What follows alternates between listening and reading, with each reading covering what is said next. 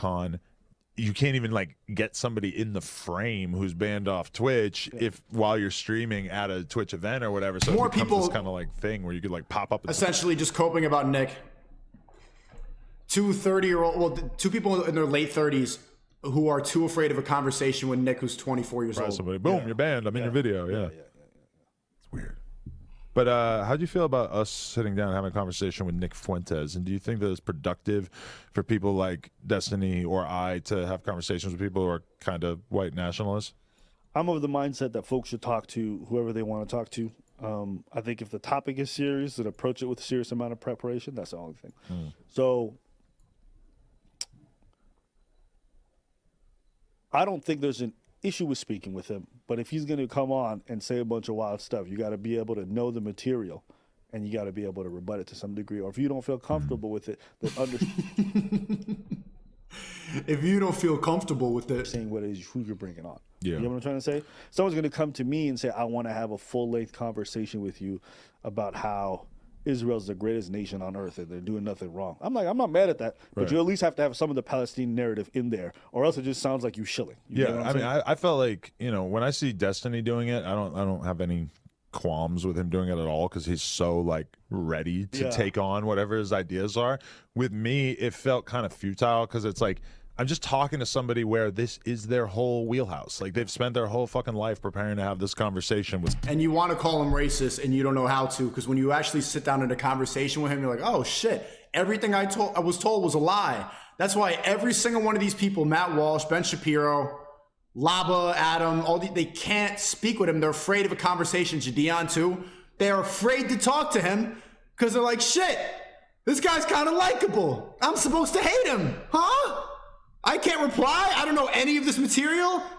I think I've been brainwashed to think he's wrong, but I have no reasons to back it up. Simpletons like me who don't know anything about race realism, right? Yeah. So it just felt like kind of useless in the sense of like, you know, getting a million comments about how likable he is and everything. And I can't even deny it. Yeah, he's kind of a likable guy, even though he's got some ideas I don't agree with. But it feels kind of like saying that or not. Yeah, right. I know. I'm crazy. But it's like, you know, it's kind of weird. Like, damn, okay, did I just do my part to sort of like make being racist seem chill to people? Yeah, you know, probably. Yeah, Nick's not racist. You didn't see, these are two bots sitting in here saying bot shit, even in their late 30s. And this is what's gonna stay on YouTube. And no offense, I mean, Adam's a cool guy. But to just go, what, he's racist. All these words are just used to silence people. And they are at this age and don't realize that. Always look into people who are labeled as misogynistic, racist, anti-Semitic, incel, any of these words that they use. Well, cancel you. You're a crazy conspiracy theorist. You're a crazy racist. Look into what the fuck they're actually saying. In my experience, 99% of the time, they're truthful people. This shit happened to Alex Jones, to Ye, to Trump, to Andrew Tate, and now Nick Fuentes. And these people are professional commentary channels, professional podcasters, and they can't see through that bullshit. Probably.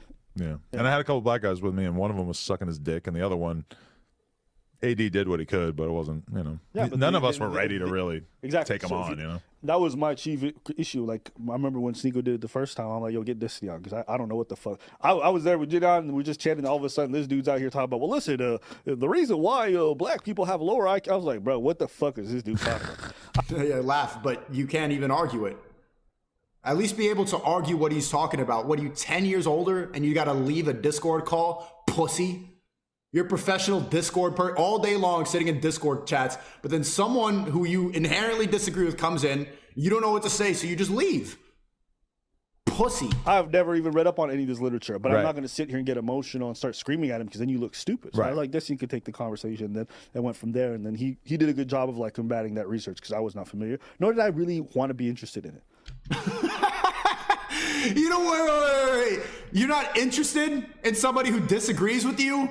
How, bro, this is what, you can't trust all these people. How are you going to listen to a commentator who doesn't even want to look into shit that challenges his entire worldview? It's such a technical conversation once you start to really get into it. Absolutely. Because from what I've gathered, there isn't really much disagreement about the fact that there are discrepancies in IQ between races. What's up for debate is why that is the case and if IQ is even a good way of measuring intelligence. You see how Adam just agreed with the race realism take, but he said it in a nice, I'm high right now, friendly tone, and now Lob is sitting here not challenging it. But when Nick Fuentes is abrasive and doesn't care about your feelings, you get triggered, you got to run away from a call. In general, which is, you know, again, very much not a conversation that is worth having aside from the data and the facts. But think about how it looks optically as well. Yeah. Right? Like, okay. Well, you're a white man. If I made this my thing. Hey, I'll be honest, like, you're a white man. I mean, you got two black dudes sitting here. Yeah. You brought this white dude who's like part of this party, and then he's just telling like, well, listen, black people, the reason why you guys have Laura, it looks crazy. So then debate. It looks wild. And that's like one of my chief issues with Sneako one time is like, I'd had a conversation. I'm like, listen, you can have conversation with whoever you want. Just don't bring them on when I'm on because I don't really want to have these conversations. And I look crazy because I can't refute any, so I look stupid. Right. And like 50 stupid minutes later, this motherfucker brings them on. I'm like, you retard. So I'm the retard, but you're too stupid to talk? I don't think people shouldn't have these conversations. I think he should have a space to be able to talk about it. Just not with me, because I can't say anything. But if he's going to be talking about these like really edge kind of topics and he's having debates, it can't be just in front of folks who don't know what they're talking about. Yeah, because I felt kind of dumb because it's like my things that I brought up. Look at the effect he has on people. This is why I'm really saying, remember this. If anybody could save America, it's Nick Fuentes. I don't have a lot of hope for this country, but that's one guy who has the charisma to do it, who has the intelligence to do it, who really knows what's going on, who's polarizing and well-spoken enough. Nick Fuentes could run and win. And seeing how these people are like, just can't even comprehend what he's talking about. That much older than him. Matt Walsh, Ben Shapiro, Adam, Abba, all 10 years older. Can't even handle a conversation. That guy's going to make waves. I'm proud of him. He did such a good job dismantling him because I'm like, oh, what about this clip of you, comparing? He said that a white woman having sex with a dog would be on a similar level of degeneracy to a white woman having sex with a black man. Super fucked up statement. But, he makes the argument of like, bro, I was 18 and it was like leaked audio or something. It's like he has everything on deck to be able to contextualize every bad thing he ever said to make it sound not that bad. Yeah. And then it ultimately everything that I brought up that I had written down from looking at the Southern Poverty Law Center website was basically just like frivolous. It's not like they're not like in-depth critiques of his worldview. They're just like sound bites of like, oh, look at this one offensive thing you said. AD's like, you said that black people don't jog. And I immediately knew what he meant because it was like previously Nick had a conversation. Black people don't jog. Bro, black people jog with Lululemons on. You see black people like in the hood put on their New Balance rainbow marathon sneaker. When the last time you see black people get ready to go to a marathon? Yeah, I'm going to go run a 5K. When I say that, hey, we're getting ready to run the marathon this weekend. What race is that person? Is it a black dude? Come on. Oh, well, look, you're generalizing. You're generalizing. Everybody generalizes. You're just not allowed to when it triggers you.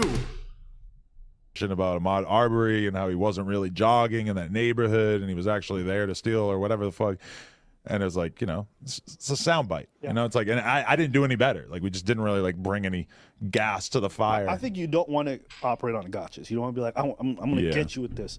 And I think it is good when people are well researched on their topics, even if it's stuff that you think is abhorrent or whatever. Chat, Nick just texted me right now, and I can't. Oh my God, the shit that's gonna come on stream soon. Can I get some W's? I can't tell you, but Nick just texted me the dopest shit of all time. I can't tell you yet, but let's go. Give me some, just trust me. Give me some W's right now. Yo! I think there should be a space where people can discuss these difficult topics and then be in depth about it, but it has to be across from people who know what they're talking about. And I understand what you were trying to do, which you were trying to represent the other side and be able to get that and like, oh, I got you on this. But it's a poor way to have a conversation with somebody who's extremely well read on any topic. Right, because, and that's the thing. Like, look at these. Yeah, these people are. Nick's too smart for me. I need to be more intellectually prepared for this debate.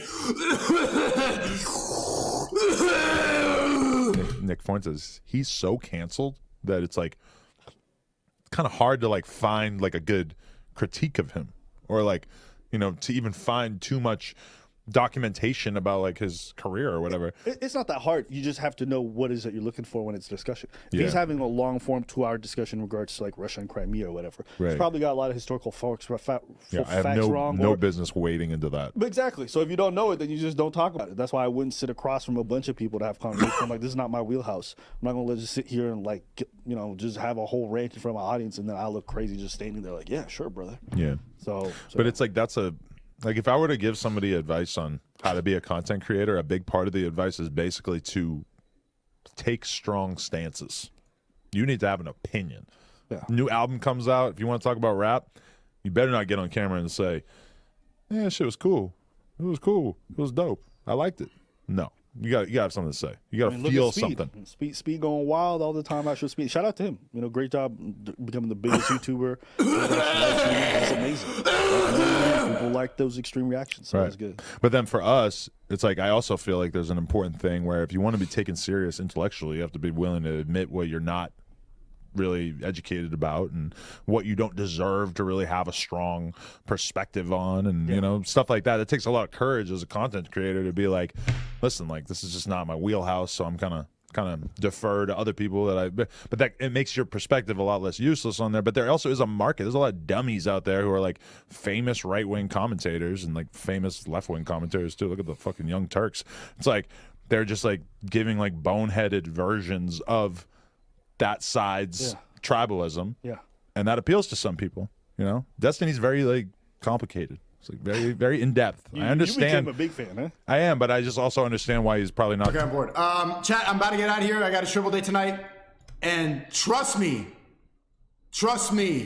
big things coming. You didn't get it right in the chat, but there's a lot of good things coming. Anybody who believes in truth, who believes in the America First movement, the soldiers of God are coming back, bro. Trust me. Big things coming.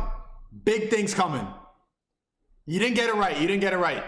But the Groypers are going to be very, very happy. Everybody on Cozy, everybody on Rumble, you're going to be very happy. Peace out. Be safe. Bob and Weed, follow God. I love you. Goodbye. See you on Fresh. I think it's going to be on Fresh's stream.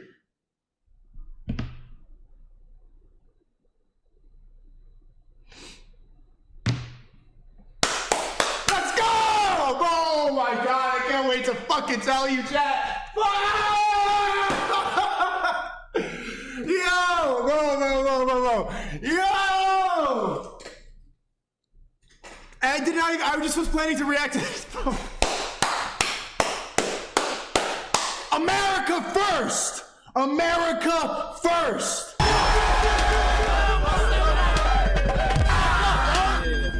That's it. Your job?